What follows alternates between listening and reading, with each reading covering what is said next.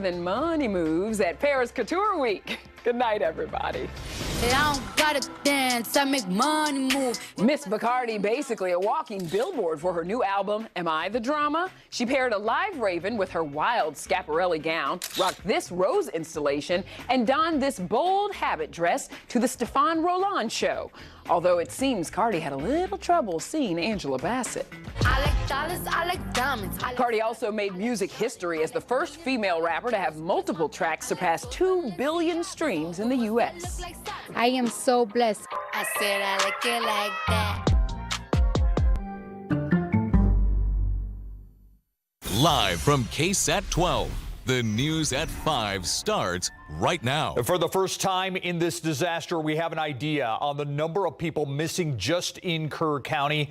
This is search and rescue efforts continue in areas impacted by deadly floods. Today, we continue with our KSAT team coverage with crews in Kerrville, Hunt, Ingram, Center Point. You see our Myra Arthur right there in Kerrville. We'll check in with Myra in just a bit. But first, here's what we know so far.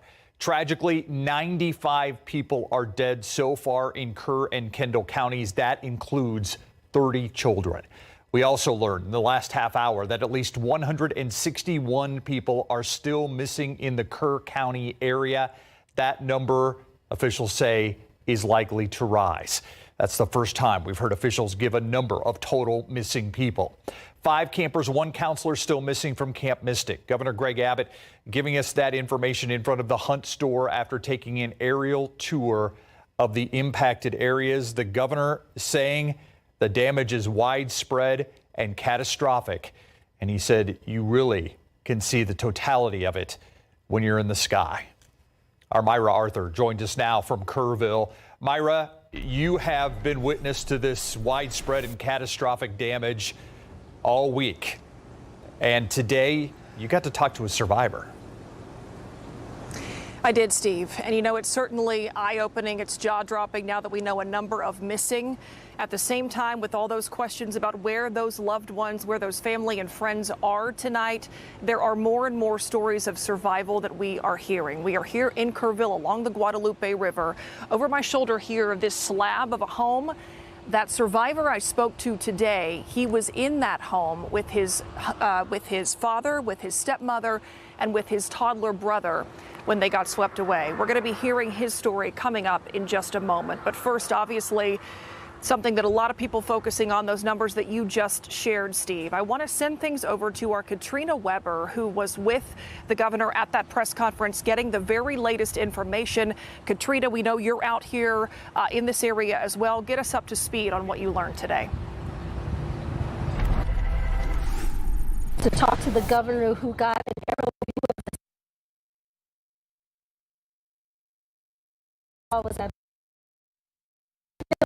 on the numbers. Let me just explain real quick. We're on a bus leaving the area now. That's why we're moving up. In his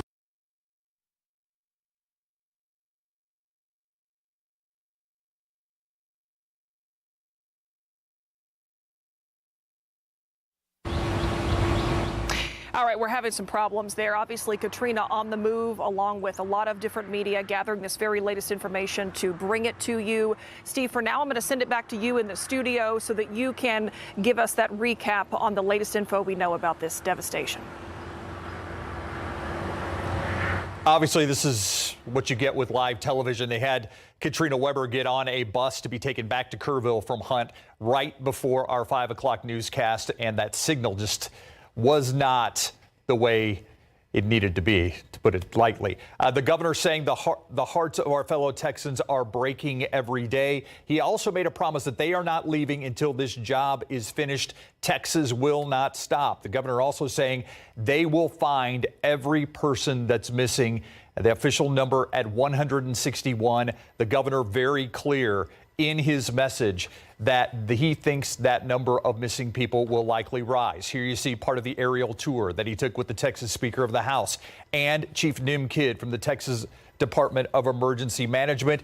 He said what happened in Kerr County will be the topic of a special session, which is about to begin in just about 10 days, and they will go from top to bottom. He says systems needed to prevent this from happening in the future I think what he was talking about there was the loss of life. He also asked who's to blame in all this.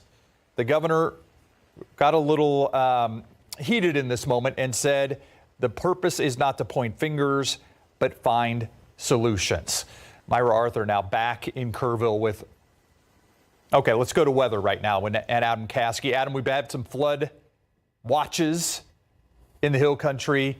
I'm hoping most of those have gone away right now. Yeah, there's no risk of flooding right now in the Hill Country. And Steve, I'd love to elaborate on the topic of to blame.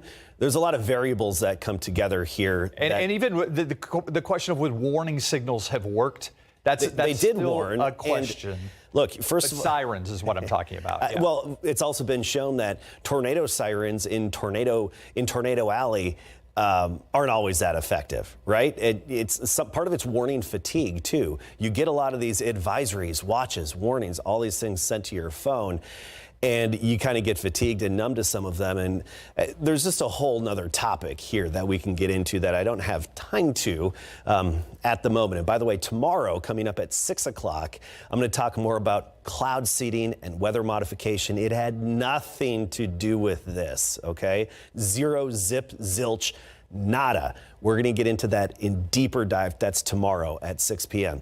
Okay, quick look at the radar and the shower activity we have out there. Not in the Hill Country at the moment. It's all basically along and east of I-35, simmering down in Floresville. Wilson County starting to see it simmer down, and now just starting to pop up in parts of Medina County. And this outflow boundary we're watching, this green line, that's an outflow boundary moving into the Hill Country. It could create a quick, brief pop-up downpour, but the flood threat with it would be minimal. Just something that we'll be watching. We have a few more isolated rain chances in the days ahead. We'll get to that coming right up. All right, thank you, Adam. Let's go to 410 and Starcrest right now. I want to show you a traffic trouble spot. You can see that there is at least one broken down vehicle. Looks like it might be a trash truck actually off there to the side, and things are very much slowing down. Again, this is 410 and Starcrest. Traffic troubles out there. Let's go back now to Myra Arthur in Kerrville to give us more of a survivor story and just the pictures I've seen from what this young guy went through. Amazing, Myra. Yeah, he's a young guy indeed. He turns 19 tomorrow, actually, Steve. Tomorrow is his birthday. It's also his father's birthday tomorrow. But tonight, Leo Romero Jr., the young man who survived this, who we spoke with at Peterson Regional Hospital today from his hospital bed. Tonight, he is missing his father, he's missing his stepmother, and he is missing his almost 2-year-old baby brother named Carlos. I mentioned earlier that the foundation you see here behind me, that is the home they were in on the night of July 3rd, the morning of July 4th, when all of this unfolded. He told me today about how he made it out alive and how he is now holding on to hope. His mother was in the hospital room with us, and she actually shared a voicemail that Leo Jr. left on her phone as the water was rushing into their house. She wanted to share it with us because she wanted us to understand what her son has been through, the fear that he felt in that moment. I do want to warn you, it is hard to hear. Here's Leo's story. Mami, te amo con todo. I thought that was it. I don't want to say I accepted it, but no, I thought I was going to die. Leo Romero never went to sleep the night of July 3rd. I was awake all night playing just games. Around 6 a.m. on July 4th, he heard the water. I could hear water under the, under me. It wasn't inside. He woke up his dad, his stepmom, and baby brother. It was bad, but at that moment we were it's going to be okay. We didn't think, what happened was going to happen. What did you all do in that moment once you knew, okay, this is not going to be okay? Yeah. My dad just tried to cover where the sliding door was. This was anything, just boxes or with the table, but it just kept moving. We thought maybe we would still be okay, but then that's when the vents, water just started coming super fast from the vents. His father told Leo and his stepmother, Natalia, to climb onto the couch, grab the curtains. Leo Sr. held his toddler son in the air. How did you get out of the house and how did you survive this? I remember something hitting me on the head, How I recall it is the roof fell, but just next thing I know, house is gone, so I'm just in the water, just grab whatever. I wasn't really able to hold on to it. I just kept going. I think I just hit like a lot of rubble, just like parts of houses, trees. You were just stuck in debris, things coming down the water. Yeah. How did you get out of the water? The firefighters. Yeah, I was there for 4 hours. You were there for 4 hours? You haven't seen your brother or your stepmom or your dad since Friday morning. But you told me that you're holding on to hope. Yeah. We have basically the whole family, searching. Neighbors searching. I'm glad I'm safe, but it does, hurt knowing that still don't know anything about, my family. I mentioned that tomorrow is both Leo Jr. and Leo Sr.'s birthdays, but Leo Jr. told me he's definitely wishing for something different this year. He is wishing for news on his family. He said he will continue to hold on to that hope. He's relied on prayer a lot over the last few days, and he was expected to be released from the hospital this afternoon. We hope to stay in contact with Leo and his family as they go through this. So many other people have so many questions about what happened to their own loved ones. And our Courtney Friedman actually is in another part of this area in Ingram. Courtney, you're in an area where people escaped, I understand, but this is someplace that you're very familiar with because you were there right before all this happened.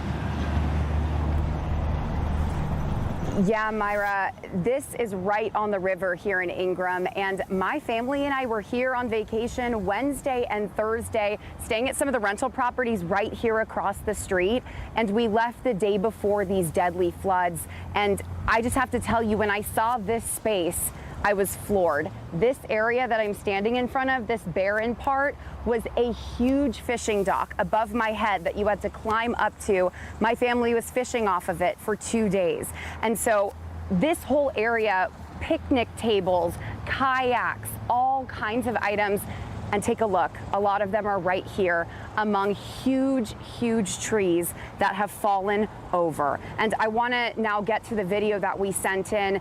That is why manager Eddie Matthews invited me back here today to see all of this. He manages 13 rentals here in Ingram and in Hunt that total 100 beds. And Friday morning, as that floodwater rose, he evacuated 75 guests to safety. Then later that night, he went to double check a cabin which had been ripped off of its foundation to find a 56-year-old man stuck inside with no food and no water. At the time, it was it was already still underwater. So I was able, you can see where the water line is at the end. So we got him out and took him to safety. Yeah, we talk about miracles. That was definitely one of them, that gut feeling for Eddie to go back into that cabin. That man was dehydrated, so they took care of him, but luckily no major injuries over here. But Eddie is a longtime member of this community, a former camp director, former Tybee High School employee.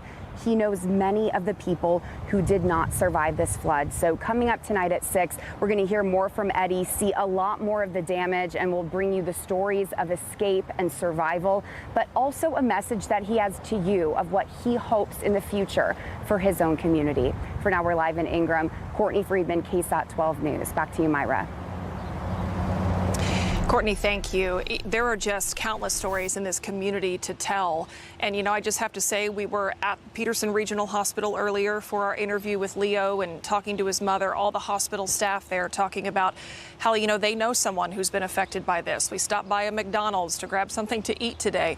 Everyone telling us there as well, this is a community that has been totally changed by this, but there is a sense of togetherness like we keep seeing. Steve, I'll send it back to you for now. Yeah, stories of survival, stories of perseverance, stories of continued hope. Thank you, Myra. Check in with you a little bit later in this newscast. I want to talk about one of the camps that have been really at the center of this disaster. State officials verifying tonight that Camp Mystic had an emergency plan just 2 days before heavy rain flooded the hill country, killing more than 90 people.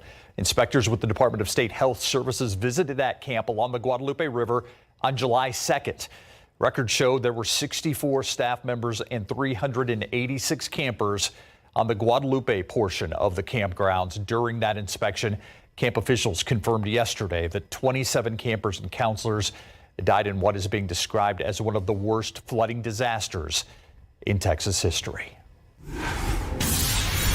And coping with natural disasters can be hard. Explaining them to a child can be challenging. Coming up, we'll share recommendations on how you can talk to your child. Plus, we continue with our team coverage. Let's go out to Myra, who's in Kerrville.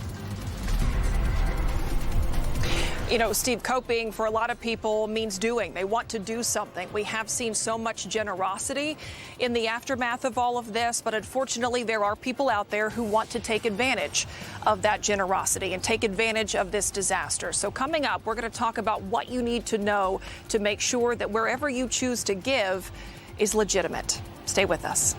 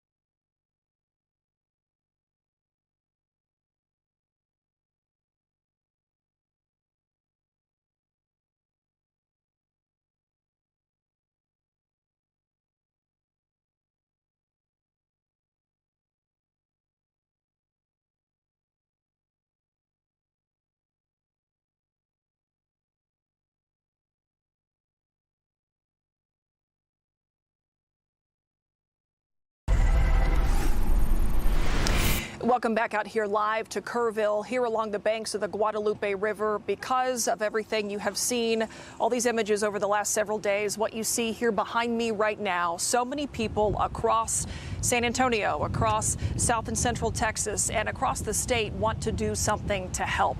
People are looking for ways they can donate, give of their time, give of their treasure. But a lot of times there are scammers that pop up in the aftermath of disasters to take advantage of that generosity. Our Stephanie Serna talked with Randolph Brooks Federal Credit Union about making sure it is a legit charity and what you need to watch out for. The outpouring of generosity has been tremendous, and we are grateful.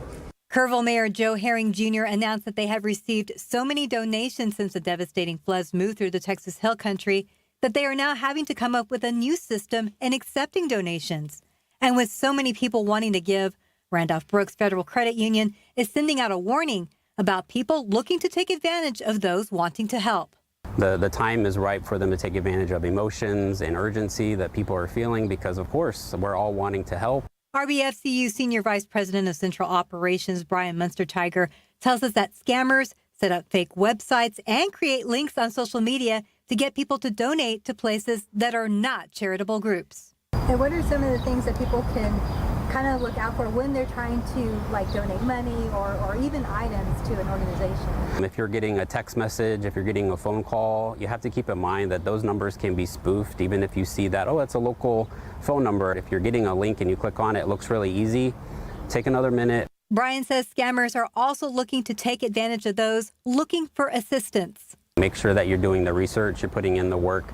You're not clicking on something in social media, clicking on a link, or listening to someone that's reaching out to you. You really want to be the person going through the normal channels to get a lot of that stuff done when the rebuilding starts. Stephanie Cerna, KSAT 12 News. And I do want to mention, we have heard that they have received so many donations of things here in Kerr County in the aftermath of all of this. We did hear from the mayor of Kerrville earlier this morning saying that the city is trying to come up with a system for in-kind donations and to check out the city's Facebook page when they get that system up and running to see how people at home could take part in that. Steve, we'll send it back to you for now. All right. Thank you, Myra. And by the way, I also want to mention that the Texas Department of Emergency Management Chief Nim Kidd said that they are opening disaster recovery centers through FEMA, Federal Emergency Management Centers. Those should be online tomorrow morning. More than 1,000 people have applied so far. I want to talk about if you're struggling to explain all of this to your little one, to your child. Here are 3 things you may want to consider. Create a supportive environment where they feel it's safe to ask questions. Be ready to repeat information. You know that kids may need to hear it more than once to understand. And more importantly, be honest and transparent with your kids. And a lot of parents have to have tough conversations with their children in the wake of this disaster. All right, we knew that the search area was expanded yesterday and that we were basically talking from Hunt all the way to Canyon Lake. Just how far is that? A very good question brought to us by a KSAT viewer, Adam Caskey.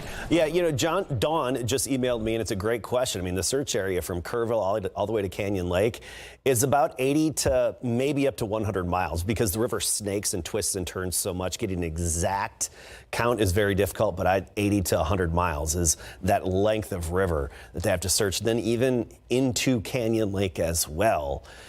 They have to search. So rain chances going forward really quickly. Today, 40%. I'd say even now it's down to 30% coverage. Tomorrow, 30% chance. Brief, localized pop-up downpours. Thursday and Friday, we get a break. Get to finally dry out, no chance of any showers, and then just isolated chances. Saturday, Sunday, and Monday should not be problematic. And even into tomorrow, I think the threat for any additional flooding is very low, kind of like what we see out there right now. Luckily, the showers have been progressive the past few days, and they're taking on the typical thunderstorm life cycle of developing, maturing, and then raining itself out. Just look at the past hour. Floresville developed, matured with all the lightning. Now it's raining itself out. This activity that's popping up is through about 9 p.m. The outflow boundary moving through the hill country could pop up a brief downpour, but I don't even think it would get in the way of any rescue efforts. Just very, very quick and brief and isolated. Overall, we're just looking at a few isolated chances that really should be pretty just standard, brief rain opposed to being problematic tomorrow and then again into this upcoming weekend. We'll be right back.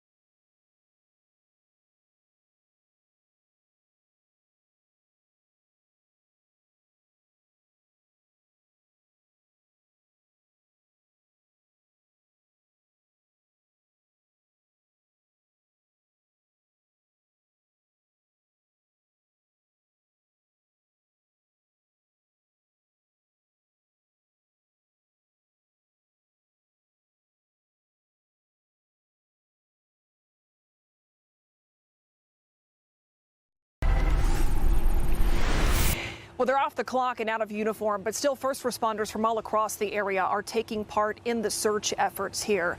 Rowan Balogan from our sister station KPRC out of Houston joins us now in Center Point, where a nonprofit has found a new mission there. Rowan. Yeah, Myra, we came out to Center Point after we got called out sort of yesterday by a resident in Kerrville saying, please don't forget about us here in Center Point, and we aren't and we won't. As you can see around us here, this is just a little bit of the work that some of these search crews have spent hours doing, combing through all this area. Really see the tough terrain here to try and get closer to the river itself. That's when we connected with Louise Santana, part of a nonprofit group with veterans and other law enforcement efforts, law enforcement officers working, known as the Lone Star Heroes. He says the group originally started as a way for veterans and first responders to have group therapy by being outside in nature. And almost immediately after the storm, Santana and other members of the group were in Kerrville, and now they're making their way along the river trying to see how they can help, many of them with search and rescue backgrounds. It's been, it's really eye-opening. I grew up in the area, so, it was just being in the military is just kind of a call to service to help our community, and it's just, and seeing everybody here is overwhelming in a good way. Now, so far, that group, they've searched 23 miles of the region. Now, we'll have so much more coming up after the break.